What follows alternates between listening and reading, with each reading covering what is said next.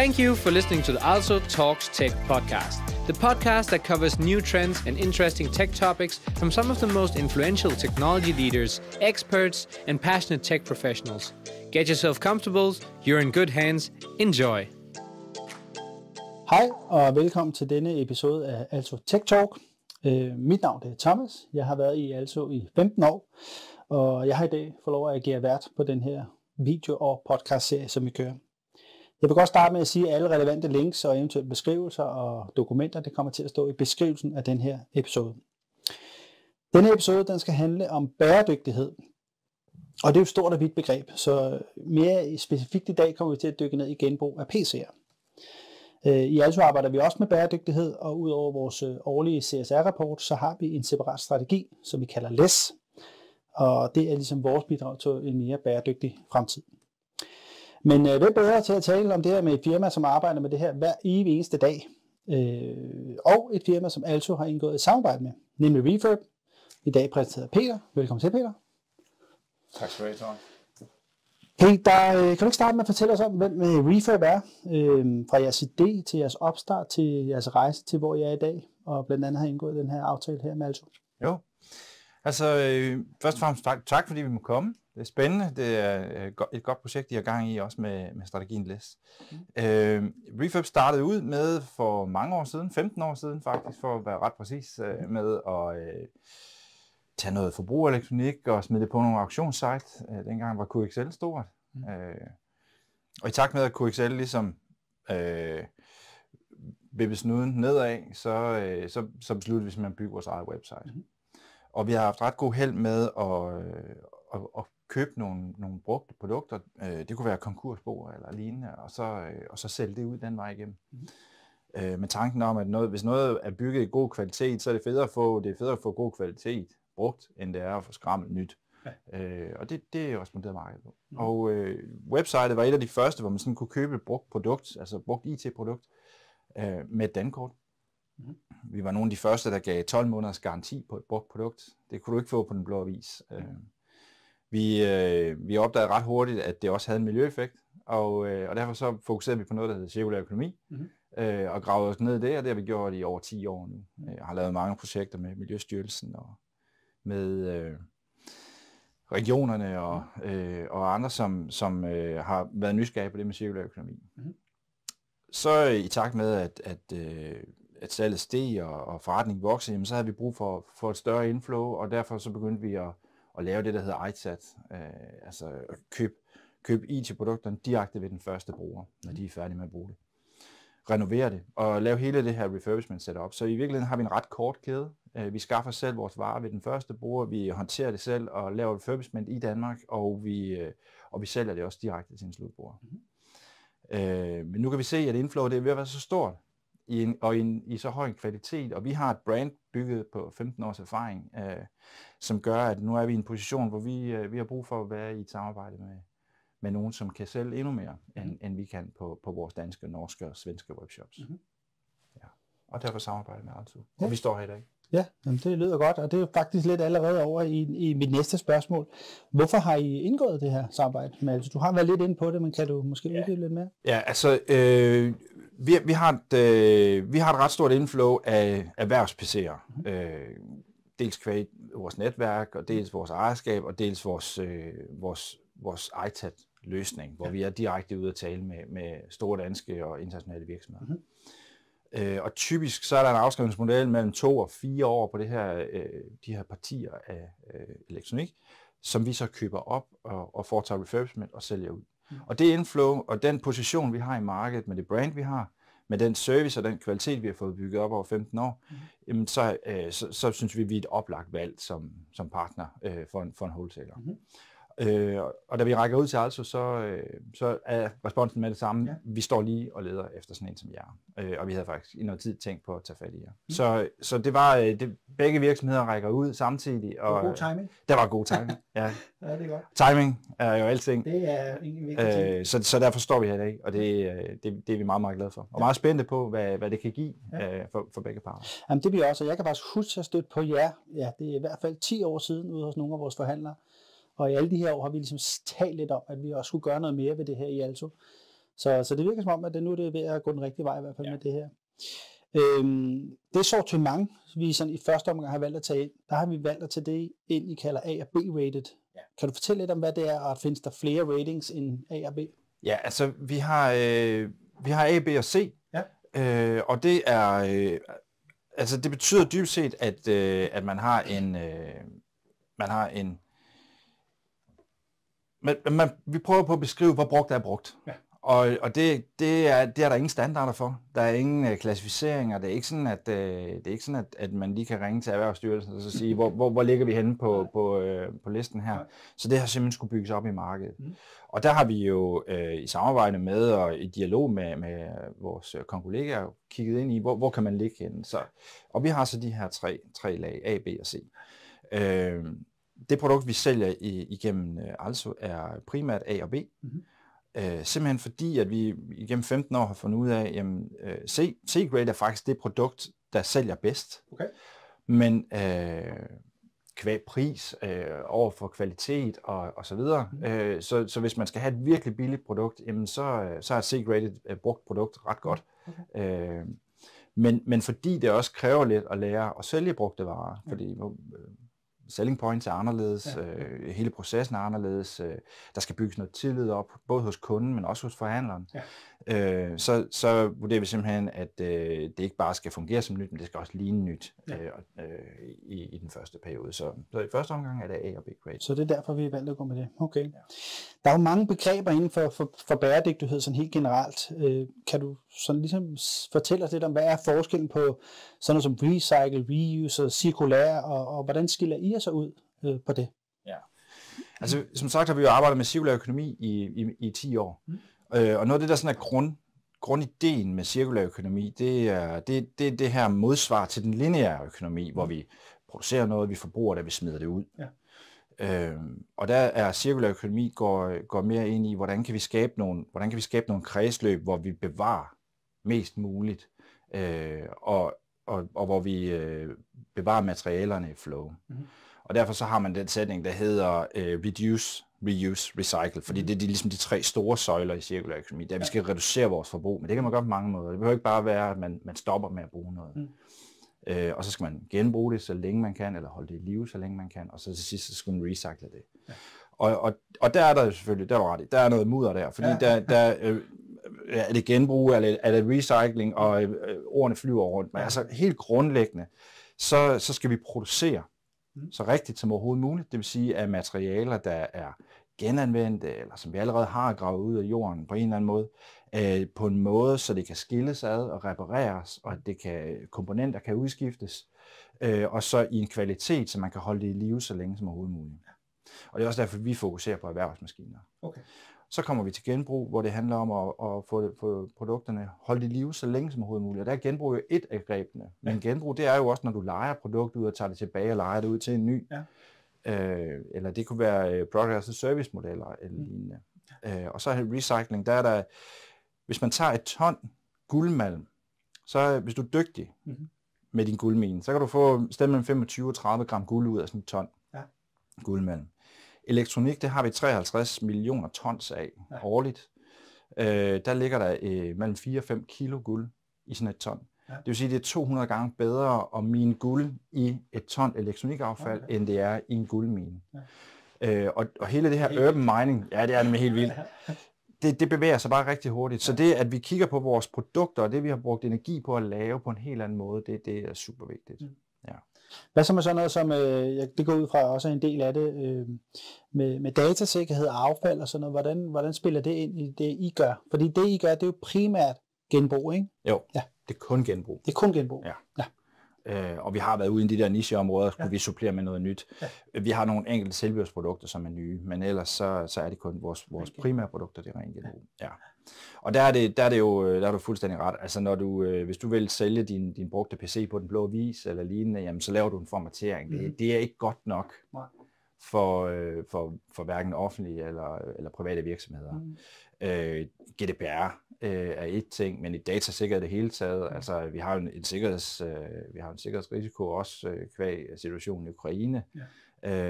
hvor der er langt mere cybercrime, og vi ser også danske virksomheder blive ramt hårdt. Så det at kunne slette alle spor fra den første ejer, det er afgørende for en forretning som vores. Og derudover så det, at vi også tager den rigtige vurdering, er det her produkt værd til at komme ud og få et nyt liv, eller skal vi høste komponenterne, eller skal vi skilte ad i materialer nu? Det er også en vurdering, som vi gør meget ud af. Ja. Og I har jo så også både nogle ISO-certificeringer, og I er også Microsoft-licenseret, som jeg kan forstå. Ja. Hvordan hænger det sammen? Hvis man kan sige sådan? Jamen, altså lige præcis det her med, hvordan kan vi skabe i Danmark et flow, som er af en høj nok kvalitet til den rigtige pris og i en ensartet standard. Der gik vi ret tidligt ind og begyndte at kigge i ISO-standarderne. Så vi er ISO 9001 kvalitetscertificeret, og derudover også i miljø og datasikkerhed. Og det er de tre primære områder for vores branche. Og flere er med på den. Det offentlige stiller også krav, at man følger 2701 standarden og på informationssikkerhed. Så det lever vi helt op til, og har arbejdet med det i flere år nu. Og derudover, det er jo så mest i vores inflow, at vi sikrer, at kvaliteten og informationssikkerheden er i top. Kvalitet og miljø går også over i vores outflow, hvor vi også har informationssikkerhed certificeret på hele den del af vores forretning, men der ligger vi sådan en licensering fra Microsoft oveni, så vi er autoriseret af Microsoft til at må licensere brugt udstyr. Okay. Ja. Okay. Kan man så sige noget om, hvad er det så, I kan, som andre ikke bare kan gå ud og gøre? Hvorfor er det svært at opnå det her? Altså, I har jo arbejdet med det i mange år efterhånden, men er det svært for andre måske at gøre det? Altså? Jamen, enhver kan jo genbruge. Altså, du kan jo forære din brugte bærbar til junior. Spørgsmålet er, om der er noget på den, som du gerne vil have slettet. Ja. Så kræver det noget særligt. Ja. Men specielt på smartphone-området, der ser vi jo, at altså, de fleste kan slå et telt op nede på hjørnet og begynde at slette software på en iPhone. Ikke? Ja. Altså, det koster ikke meget mere end 100 kroner om måneden at have det kørende. Men datasikkerheden i det, den er ikke givet. Og derudover så, hvad er det for en kvalitet, der kommer ud på den anden side? Hvordan står du? Hvordan står du som forbruger, eller erhvervskunde, eller forhandler, efterfølgende i de garantisituationer, der måtte være? Der arbejder vi rigtig meget med at have så lav en reklamation, som vi har. Vi ligger blandt branchens laveste. Vi har en ret høj kvalitet i hele vores test. Vi har mere end 100 punkter, vi måler på, inden at produkterne går i markedet. Og så har vi et helt andet servicebegreb, end hvad man ellers kan. Og det tager altså noget tid at få bygget det op og få et produktkendskab, der gør, at jamen, den her fane, den fejler typisk i det her produkt, så den er vi ekstra opmærksom på. Ja. Eller hvordan håndterer du brugte batterier, eller hvordan opbevarer du databærende enheder indtil de er dataslettet, og hvordan foregår den proces? Ja, hvordan sletter man det ordentligt, fordi det er jo ikke bare, som du siger tidligere, også bare at lave en formatering, og så er der helt GDPR-siden i det også, så det er jo et lidt større apparat, der skal sættes i gang. Og specielt med, altså alle har jo SSD-disk i dag, altså i gamle dage kunne du bare køre en magnet på, det er slut, ikke? Ja. Så nu ser det anderledes ud. Ja. Og så er det jo ikke kun disken, der har data. Det har BIOS også. Ja. Mange kører med Autopilot, eller med CompuTrace, eller med et andet produkt til, eller noget asset management-styring af en slags. Ja. Altså vi kan også her i Alto i hvert fald mærke, at flere og flere efterspørger simpelthen også CO2-aftryk på produkterne. Ja. Det er så primært de nye, vi oplever det på, og vi synes også, vi oplever, at flere og flere udbud, altså især til det offentlige kommer, hvor det her ligesom er et krav, der indgår i det. Hvad kan man vinde ved at købe genbrug? Altså på CO2-regnskabet for eksempel? Ja. Altså, hvis man uden at det sådan bliver meget teknisk, så har vi jo hele greenhouse gas-protokollen, altså GHG, som peger på de her 3 scopes, 1, 2 og 3, som er det, der bliver målt på lige om lidt. Der er jo lige blevet godkendt, eller der er jo lige blevet lovgivet omkring det. Den er jo endelig gået igennem CSR-lovgivningen, så nu kommer store virksomheder fra 24 til at skulle rapportere på deres bæredygtighed. Og SMV er forventelig for 27. Og det betyder, at lige om lidt, så skal man begynde at fortælle også i scope 3 omkring sin værdikæde, hvilket impact har vi der. Og elektronik, det fylder noget i scope 3. Men et brugt produkt, det tæller 0 i scope 3. Så der har du en ret stor besparelse på din egen udledning. Og det er et af de områder, det er allersværeste at gøre noget ved i Danmark. Ja. Det er Scope 3-delen, fordi vi kan grøn strøm og varme, det kan vi skaffe til vores Scope 2, men træerne, den er svært at gøre noget ved. Ja. Og der kan du spare mellem 250 og 600 kilo, alt efter hvad for en laptop det er. På dit regnskab. Ja. Ja. Og det er noget, der rykker noget, når man er oppe og handle 1000 og 2000 og 10.000 maskiner ad gang. Ja, for det er også noget med, når der bliver produceret, så bliver der også brugt en masse vand og alle mulige andre ting. Ja. Så der sparer man vel også. Ja, vand i tonsvis. Mange af de her jomfruelige materialer, som man skal grave ud af jorden, dem har vi kun en begrænset mængde af. Men der er faktisk allerede undersøgelser, der viser, at vi har mere guld over jorden, end vi har under jorden, og det skal vi altså passe på. Ja. Og i det hele taget det med at arbejde med at tage ansvar. Men det at afhænde sit brugte IT, det rykker ikke noget i den her. Det er ansvarligt, og det er det rigtige at gøre, og man bør skrive det ind i sin årsrapportering, men det tæller ikke noget i GHG. Det er først, når man køber et brugt produkt og trækker det ind, eller hvis man bruger det produkt, man allerede har det. Okay. Hvordan ser du så fremtiden inden for det her genbrug? Går det hurtigt nok, synes du? Jeg skal jo sige, at det gør det ikke. Men det gør det alligevel. Altså, det går hurtigt, og vi er også bedre med i Danmark efterhånden. Vi kan jo godt lide at købe nye, fine ting. Ja. Jeg er slet ikke i tvivl om, at genbrug på IT-branchen, det er kommet for at blive. Ja. Og det kommer vi til at se mere af. Ja. Det vil udvikle sig som alle andre brancher, så vil det udvikle sig over tid og finde sit leje, og nogen vil være gode til den ene del, og nogen vil være gode til den anden del, men værdikæden har ændret sig, og det vil den komme til. Ja. Jeg tror, vi kommer til at se meget mere product as a service, hvor der kan du altså ikke få et nyt produkt hver gang. Nogen skal i hvert fald tage et brugt produkt tilbage, det vil sige, så får vi flere brugte produkter i markedet. Jeg tror også, at den her adgang til materialer, vi har lige haft en chipkrise og så videre, og det gør også, at man begynder at kigge andre veje hen. Og så er hele klimadebatten og det fokus, det kommer også til at trykke på det. Ja. Vi skal tage ansvar, vi skal ikke transportere det så langt, vi skal bruge det færdigt, vi skal sørge for, at vi altid har det mindste aftryk muligt, både som privat og som erhverv. Og derudover så tror jeg også, at selve IT-produktet ændrer sig. Altså det er mere og mere en commodity. Altså det er en ting, hvor vi putter det vigtige ind i. Ja. For år tilbage, der handlede det i langt højere grad om udtrykket. Altså den nyeste iPhone, den giver dig ikke helt den sociale status, som en iPhone 3 eller 4 gjorde. Og den udvikling, den tror jeg, den vil vi bare se blive ved og ved. Så derfor er det ikke helt så vigtigt, om du kører i en brugt Mercedes, eller om du kører en ny minibil. Der tror jeg, vi vil se flere og flere træde i retning af, kan få mere kvalitet for mine penge. Ja, det er meget sjovt, du siger, fordi der er jo mange producenter, måske især på mobiltelefoner, hvor man ligesom kan se, så laver de deres nye topmodel, så et halvt år efter, så kommer der lige en update, og så kommer den nye model året efter. Tror du, det forsvinder mere og mere, eller tror du stadigvæk, ligesom at...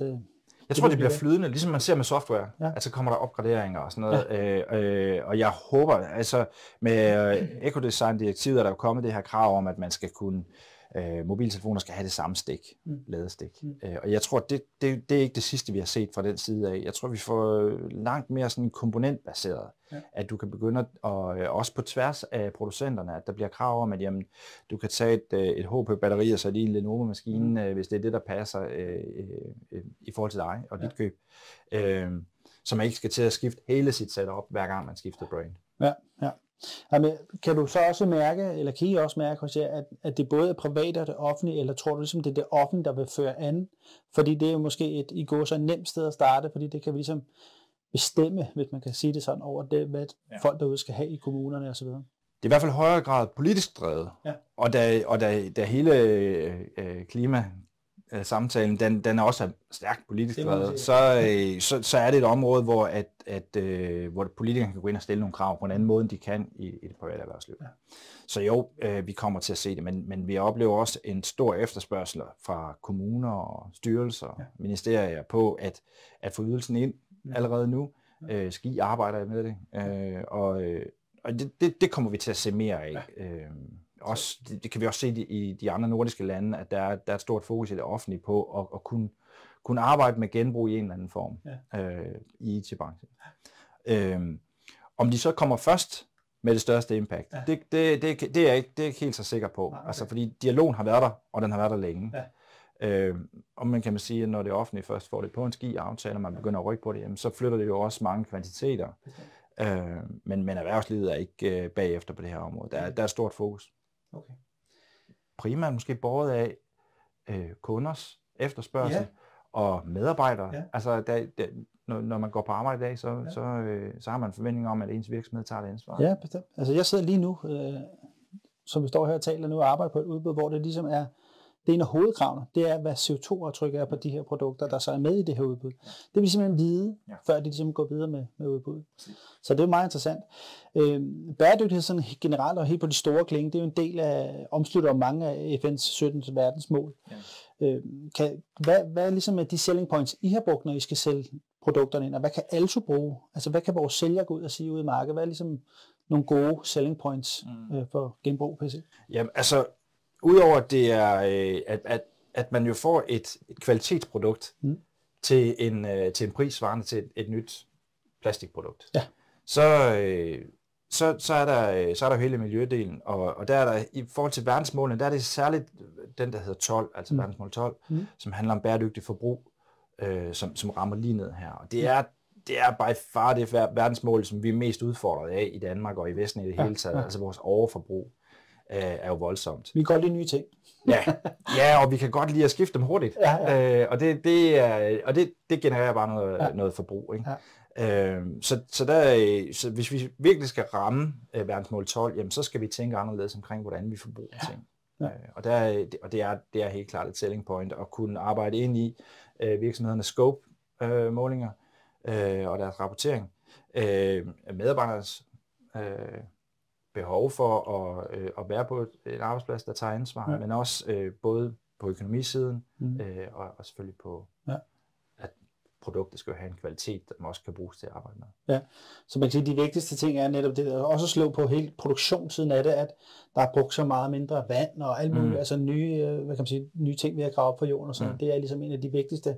Er det så noget, folk tager imod derude? Altså er det noget, de ligesom køber ind på, eller peger de stadig lidt hen på nogle af de nye produkter, eller kan de godt forstå det? Jamen, det tror jeg, altså, det tror jeg afhænger af, hvem spørger du? Fordi hvis du spørger en IT-tekniker, så vil han jo helst have den nyeste rumraket, han kan få. Hvis du spørger i HR-afdelingen, jamen, så betyder social impact, altså det at genbruge, det betyder ret meget på de giftige stoffer, der er for os mennesker i elektronik. Hvis du spørger i CFO'en, CEO'en, altså så får du forskellige svar. Ja. Og vi kan jo bare se, at vores stakeholder-palette, den er ret bred, når vi rammer en forretning. Okay. Altså der er mange, der er interesseret i det her produkt, fordi IT ikke bare er noget, som man ikke helt forstår, og som står nede i hjørnet og bliver drevet, men at det er noget, som har en påvirkning på alles arbejdsplads, eller på arbejdsliv. Og derfor er man involveret i det. Og så fylder det økonomisk rigtig meget. Det betyder meget for sikkerhed og så videre. Så ja, altså det er der er ikke vi er ikke sådan der er ikke sådan et must have i forhold til miljødelen hos alle interessenterne, men miljø, det driver meget af det. Ja. Så det gælder om at ramme de afdelinger, som kan tage nogle beslutninger, og som ligesom kigger mest på det her emne. Det er dem, man ligesom skal prøve at have fat i som salg. Det var egentlig det sådan i første omgang, men jeg kunne godt lige tænke mig, at som den skarpe ser måske at se, så har vi en kasse stående her, og det er rent faktisk det, forhandlerne får ud, eller slutbrugeren får ud, når de køber et produkt her hos jer. Ja. Kan du fortælle lidt om, hvad der er med i kassen her, når man får sådan en her fra jer? Altså det her, det er vores retail-boxede variant, som er lukket af med, selvfølgelig med tape i en retail-kasse, og så får man... nu vender den så på hovedet. Den her har været pakket ud, men ellers så ligger PC'en her pakket ind, og når man tager den ud, jamen så ligger der for det første en brochure, hvor der er et bælte med nogle frø til et træ.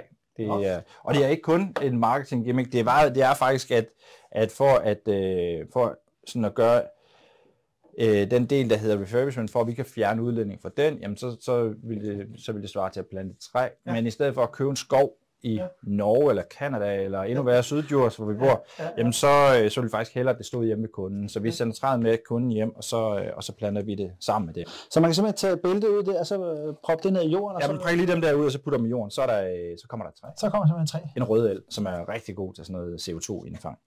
Men derudover så er der en folder med, som fortæller lidt om, hvad er det for et produkt, hvad er miljøbesparelsen, hvordan kommer jeg godt i gang med mit nye produkt, hvordan får jeg det, hvor ringer jeg hen, hvis der er noget, jeg ikke kan hitte ud af, eller hvis der er noget, jeg gerne vil have opgraderet eller ændret på. Ja. Og så lægger produktet herinde i, og det vi sætter lige et blad på for at fortælle, at det er os, og ellers så er det et produkt, som er fuldt refurbished. Kan man se på det, om det er A eller B grade? Ikke andet end hvis du går ind på din faktura. Nej, okay. Og så har I ligesom skrevet under her, det er bare for ligesom, at I har certificeret den og sagt det er fordi, den går igennem de her forskellige processer, som vi har, så den bliver hardware-testet, den bliver software-testet, den bliver rengjort, og den bliver selvfølgelig også dataslettet. Og alle de checkmarks, det bliver delt ind i sådan nogle søjler, men de 4 store af dem, de er derpå. Ja. Altså, det ser fuldstændig nyt ud, det her produkt, for mig i hvert fald, når jeg står og kigger på det. Ja. Og så er der selvfølgelig en strømforsyning med, som også kan bruge den. Jamen Peter, det var en interessant sludder og samtale at have med det her. Lige måde. Så første omgang vil jeg godt sige mange tak, fordi du kom. Tak fordi jeg måtte. Ja.